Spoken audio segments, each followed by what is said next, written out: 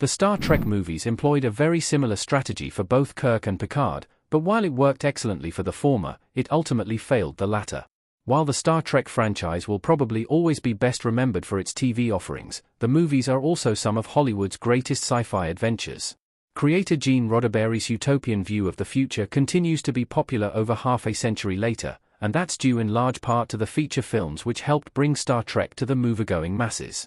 The original Enterprise crew appeared in 6 total films on their own, but had a crossover adventure with the Next Generation era in Star Trek Generations.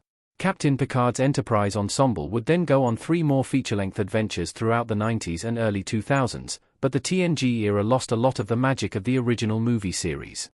While some of the entries were bona fide box office successes, it was clear that the focus of Star Trek's movies had shifted somewhat. The TNG era of movies borrowed heavily from what had come before, sometimes to the detriment of the new cast. Many of the story beats were lifted directly from Kirk's time and were reused when Picard took center stage. By trying to make the same stories work again, the TNG movie era was held back by poor writing decisions. Kirk's revenge arc is one of the best parts of the Star Trek movies. The space cowboy got a compelling arc in the original movies. Though Kirk's reputation as a reckless leader is exaggerated, it isn't wrong to say that he often acts emotionally, especially in the movies. The beauty of the TOS era movies is that Kirk and Spock both grow and change as characters, and they have compelling arcs that see them become different people than they were during the TV series.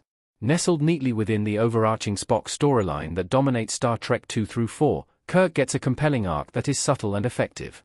Though he's clearly dealing with his own aging in the Wrath of Khan, it takes a string of unfortunate events for the cocky bravado that is Kirk's outward demeanor to be broken down. He exits the first sequel a changed man, though his reckless streak comes through when he leads a starship heist in Star Trek 3. Kirk's Rael arc begins in the threequel, when his son David is killed by a Klingon. This turns the seasoned Starfleet officer bitter, and that hatred toward Klingons simmers under the surface until Star Trek 6. Kirk's outright racism toward Klingons is used to frame him for murder, and Kirk again learns a valuable lesson. His emotional recklessness costs him, and he learns that forgiveness is more important than holding on to painful memories. It's much subtler than his arc in Star Trek 2, but the payoff is greater. Picard's violent streak never made any sense. The TNG movies gave Picard the same revenge arc. Over a decade after the events of Star Trek 3, the first standalone Star Trek, the Next Generation movie was making not-so-subtle changes to Captain Picard's character and copying Kirk's arc too. First Contact pits the Enterprise crew against the Borg in a desperate chase through time, and there's also a subplot about Picard's wrath toward the cybernetic life forms.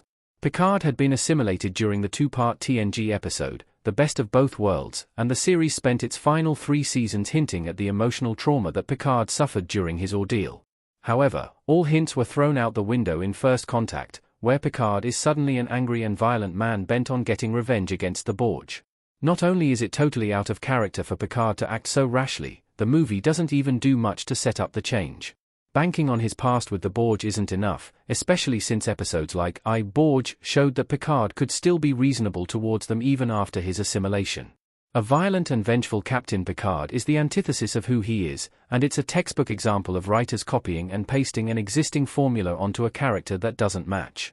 None of the Enterprise crew have substantial overarching growth throughout the TNG era of movies, and Picard's transformation is unlike Kirk's because almost no time has passed. Picard is only a few years removed from the events of the Next Generation by the time the movies roll around, so it's not like he's significantly older. Thrusting tragedy upon him in the movies just feels pointless, especially since Picard doesn't learn anything from his sudden shift toward violence. Borrowing elements from earlier movies was why the TNG era didn't work. Wasted potential ultimately squandered Picard's time on the big screen. Shinzen, Tom Hardy, stabbed as he chokes Captain Jean-Luc Picard, Patrick Stewart, in Star Trek Nemesis. The Star Trek, the Next Generation movies were an opportunity for the film franchise to enter a new era, but they sadly got stuck in the past. First Contact copied Kirk's arc by making Picard angry and jaded, but the other 2 sequels mostly dropped that trend and returned the French captain to normal. This copying doomed the TNG movies to mediocrity, and very likely prevented them from going on for longer than 4 installments. By the time Star Trek, Nemesis rolled around, the films had become a shell of their former selves, and so had the Enterprise crew.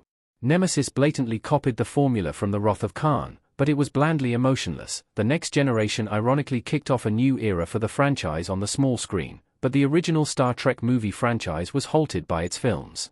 A full-on reboot followed in 2009, And it's hard not to think that the failures of the TNG era helped push Hollywood toward a new start after so many stale entries.